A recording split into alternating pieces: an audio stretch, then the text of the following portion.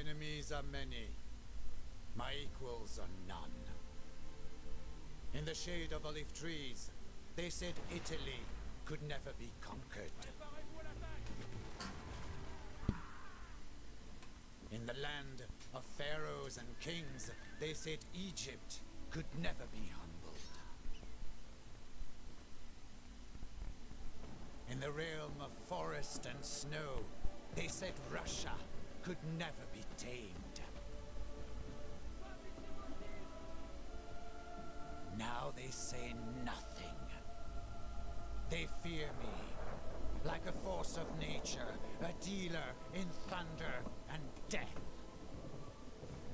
I say, I am Napoleon. I am Emperor.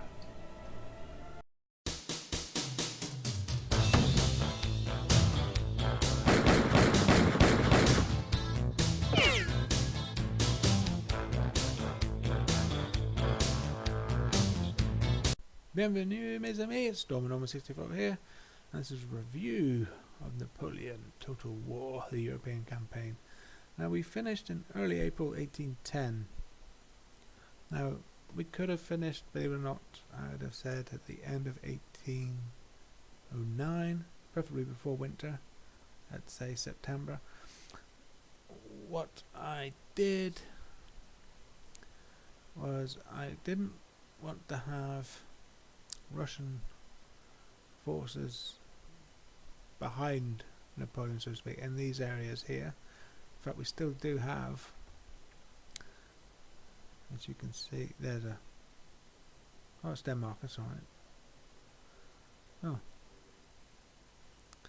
Oh, there you go. See, a Russian army did come through.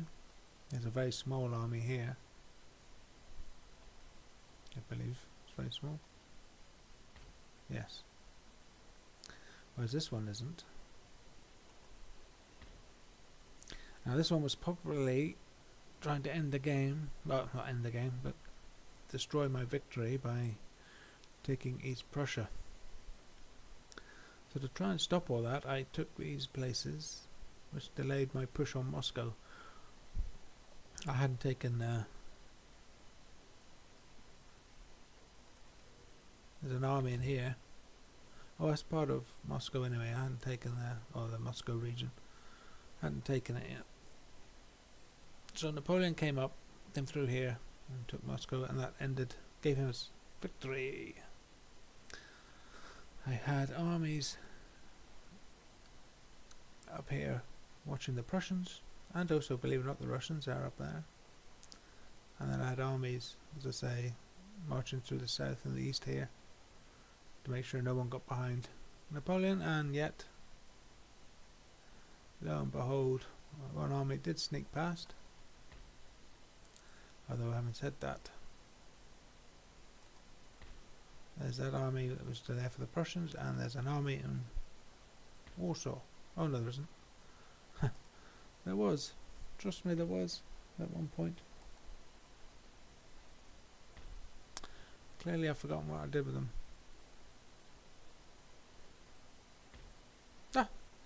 I moved them to East Prussia because this is one of the victory conditions. And you have to hold East Prussia. There you go. East Prussia. Moscow.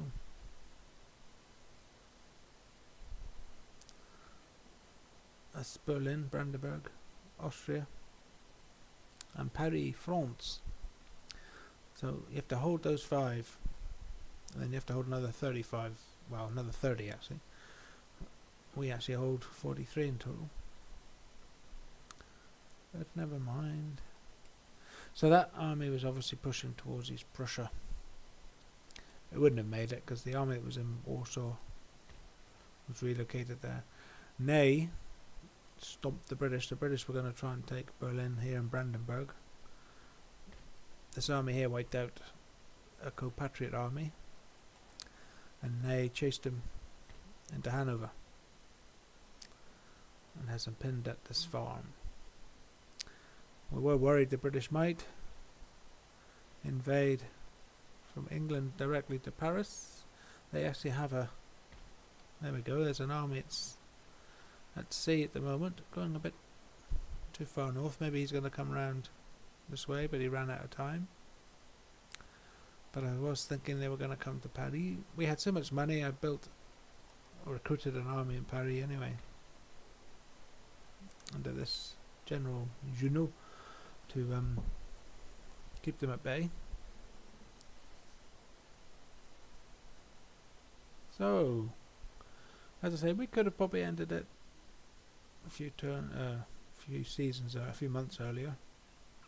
But I wanted to come through here just to make sure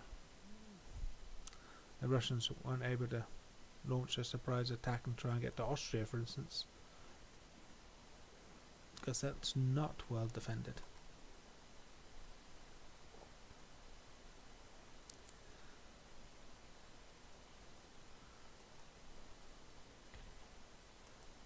Now you see, this is all just militia, so as I say, I had that army in Warsaw. It could have marched south to help defend Austria. So that, I wanted to make sure I didn't have a chink in my armour by leaving this open for the Russians to march through, because that's the sort of thing the AI would do to ruin your game on you.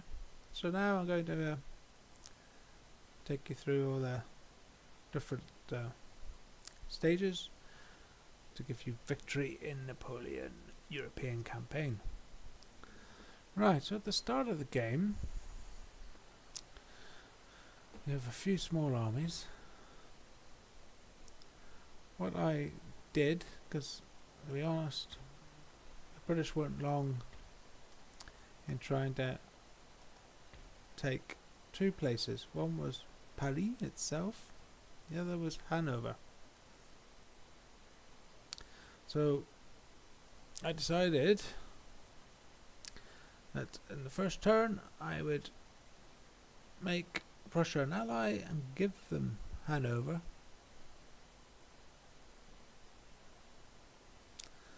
In exchange, I think, for money and technology and things like that. But anyway, they became allies, so, and it removed that having the British in Hanover. So unfortunately that meant the British then focused on Paris. So you're going to have to try and defend Paris. One thing I did was the ports and Caen in Normandy and even Rouen in Bretagne. I put just militia, just so they couldn't sail straight in and occupy them. I also, believe it or not, I only had one dry dockyard, and it wasn't up here. I kept all my dockyards, harbours as trading ports. But we'll go through that. But basically I decided Britain rules the waves, I'm not going to take them on. I got rid of my navy, or I kept a small bit of it down here in the south.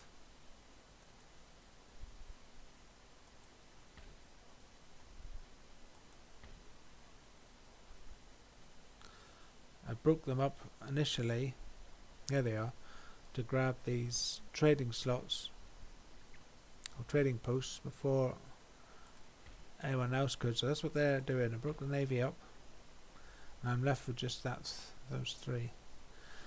And then these guys grab these slots. I made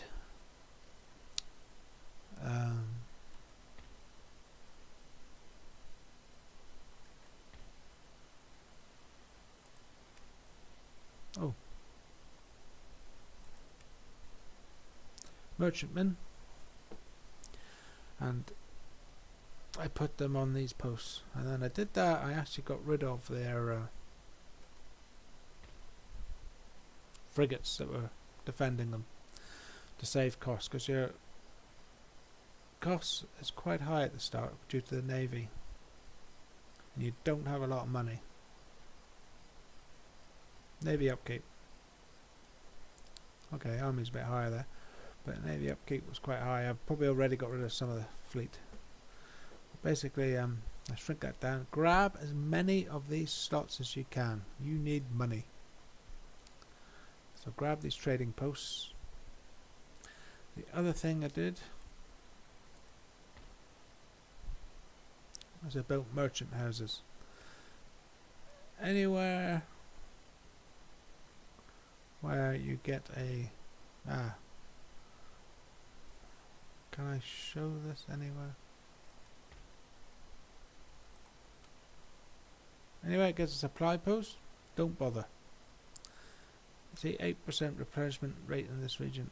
I really don't see troops being built any quicker with supply posts compared to towns without supply posts. Whereas the these merchant houses generate good revenue. You need money, so go for these merchant houses first.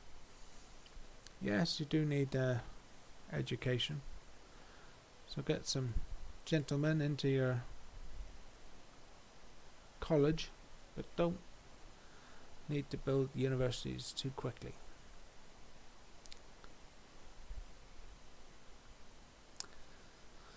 So, when you expand, what do you do? What did I do? This becomes the main... You've got to watch the British landing in Paris, as I said, or taking on Paris, especially if you've just done what I did and got Hanover. If not, they might go to Hanover. Then you know the British forces are sitting in Hanover. In this case now, the Prussians are there, and the British aren't going to attack that. So you're looking at Paris. Russia and Austria are going to come charging up through here. From Vienna, they want Munich, Switzerland. So you need to come this way, take Bavaria. It's allied, it was then taken by the Russians when I took, or maybe the Austrians, when I took it, I didn't liberate it. I kept it because it could make cheaper troops here. So first armies are going to come and defend here, alright? And keep one army as a rear guard for Paris. And build merchantmen and get your navy protecting these, or grabbing these posts, trade posts for anyone else. Get your merchantmen on them, and then you can dismantle your frigate and save cash. Okay? Right. So here we are, about to attack Vienna. Now, what happens when you do that is we've taken Prague, we've taken Omsk, we'll come all the way around. You see, Prussia's at peace with us. We need to keep forces in the north, because as soon as you take Vienna, Prussia will declare war on you. Okay? So do not take Vienna until you are ready to march north again and take on the Prussians. Now, of course, you've got quite a wide front now, because you've got Olmütz and Prague. I've got Stuttgart as an ally. I had to take Kassel Hessen. So I think we have a small army up here already. Nope. Some cannon. Ah, there we go. Davos. So you've got to be ready, and he will march and take Cleves and start the march to Hanover and eventually Berlin. So you have to have that in place and ready before you take Vienna. Okay, because once you take Vienna, although we're allied here with Prussia, Prussia will declare war on us. Okay, so that's a key part in the game. Be ready to go to war with Russia when you take Vienna, or pay the consequences. Well, here we are a wee bit later in the game. We've taken on the Prussians and we've driven them all the way to East Prussia. I think, yes, we've taken East Prussia off them. So they're really, I think this is the last place they actually hold. Riga is held by the rebels, and Denmark is an ally. They've come through. We also made Talking of allies, Mickleburg, an ally. That was good. And the best ally, of course, is actually Holland, because Holland will stop the British from landing in here, which is good. It helps protect Denmark and this Prussian held territory of France. Okay, so keep Holland on your side, keep them as allies. The British are always going to be navy is always going to be plundering your trade routes. Nothing you can do about that. I did actually take Gibraltar off them,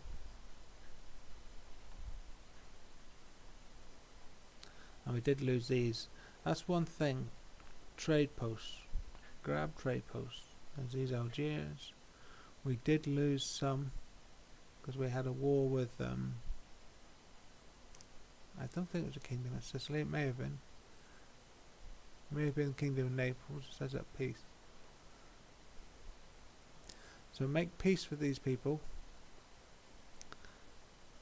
so you can, so their navy don't sink your navy. And if you can, I think the Ottomans were here. There's all these ones all the way here in the Black Sea. So grab these trade posts. Keep your eye out for them. Send frigates, find them, hold them, and then send a merchantman. Okay? You need trade.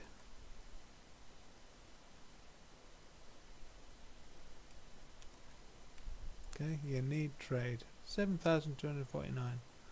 Looking good. I don't know why that's all in flashing red, but maybe it's been raided by someone. Yeah, there's a wee skull and crossbones on it.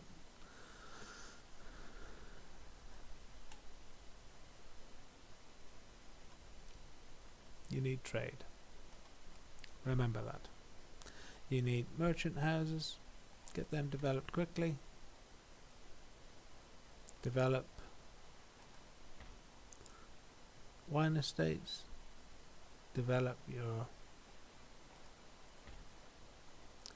equestrian estates. They actually speed up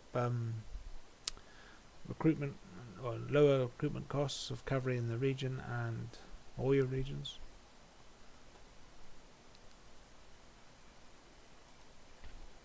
And farms, get them converted and upgraded to great estates and good wealth. Okay, get them done early as you can. And of course these merchantmen, wherever they are. There they are. Banking house. That's what you want. Look at that. 200 for the region wealth. Plus 2 to all your towns. And the more towns you have, more money. So yeah, I said about Innsbruck, you want this to develop a small arms factory and make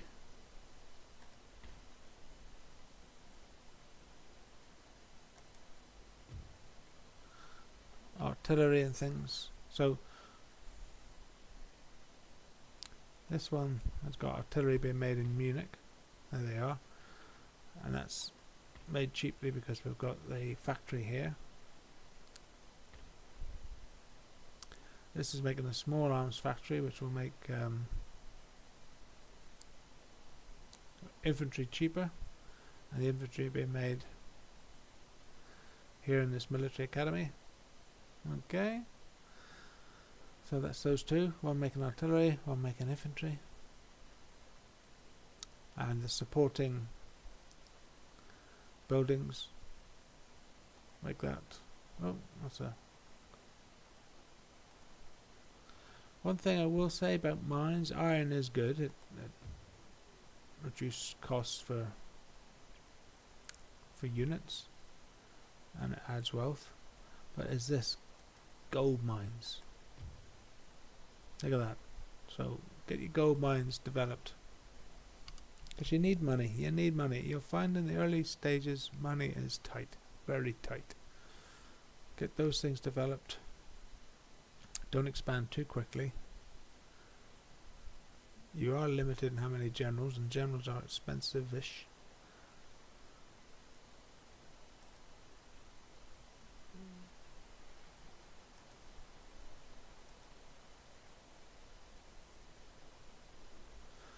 The further away from Paris they are, the more expensive they will be. And here this tells you how many you have, how many you can have.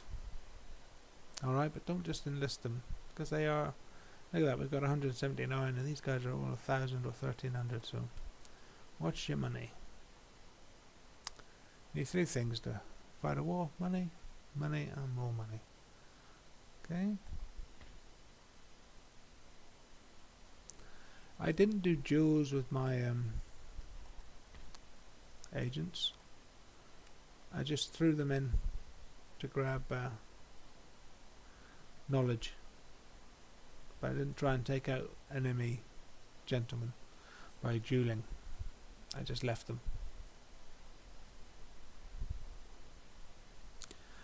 That's one thing you can do early in the game: diplomacy.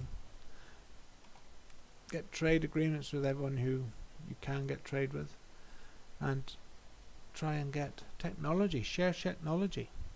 You'll eventually get ahead in technology, but so early on, grab it, share it, barter it, trade with it, whatever. Use it. Technology is a friend and you need it. Well,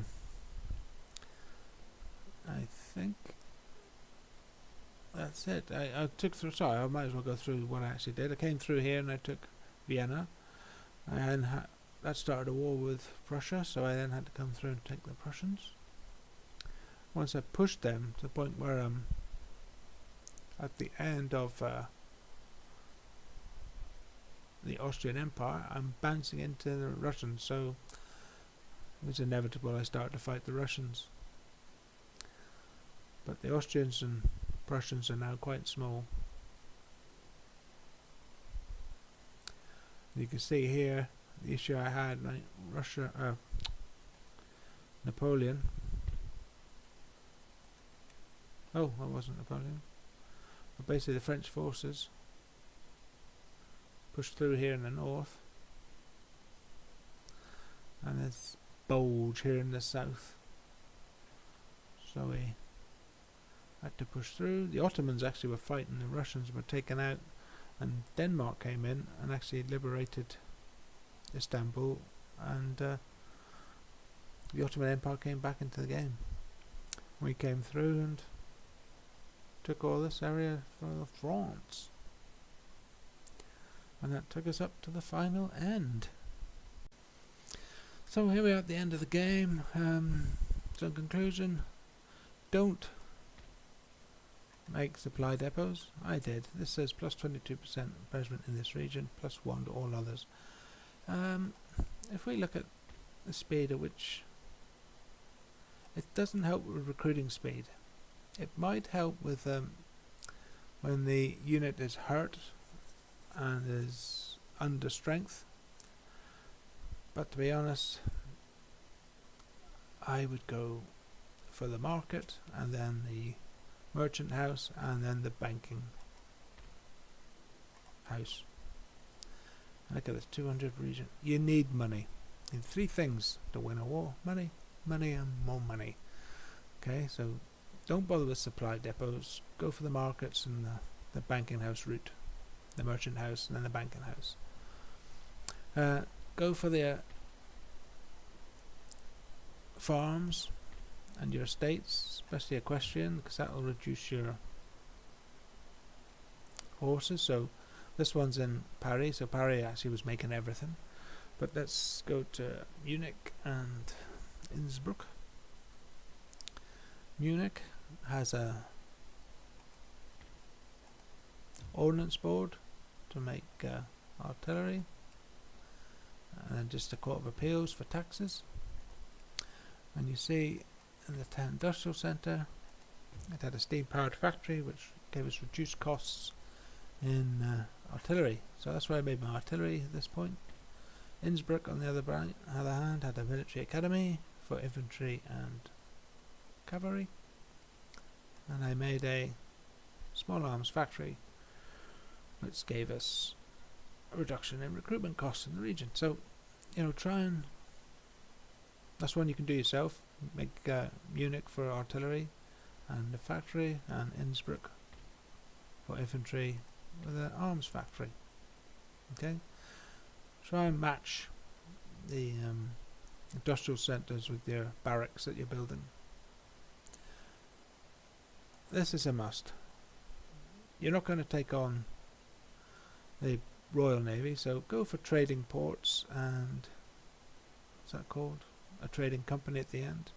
Build merchantmen and Indiaman and get them on these trade posts. You need money. What I did at the start of the game is I put a frigate, or in this case a gunship of the line, to grab the trade post, and then built my merchantmen and sailed them to it. Okay, and the more you have, the merrier, and the money will just come in. Alright, so I hope you found this useful. I hope you... Oh yeah, one other thing about England. People have told me invade England at the start and take them out of the game. I tried that. Not in this one that you saw, but I did try it myself. And all I found happened was every time I took a town, they were rioting. I'd exempt the tax, so I got no money, and I moved the troops out to fight another battle. They would rebel, and the rebels that came out of it weren't militia. The rebels came out were line infantry. I just ended up fighting battle after battle after battle against crack troops, line infantry, not militia.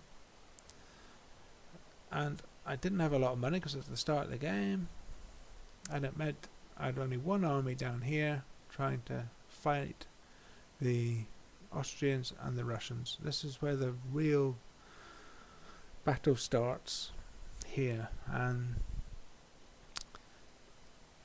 I lost. They came through and destroyed my army. I went bankrupt basically. So I don't think you should take England out early in the game because it cost too much, and it didn't seem to work for me. The English stayed in the game as rebels all the time, and all it did was weaken my forces here, ready for Russia and Austria, who just steamrolled through eventually. So, we all have our ways and means that enjoy it. It's a good campaign. I did enjoy it, and I hope you enjoyed watching mine. So, thank you. Do like, comment and subscribe, and enjoy your Total War.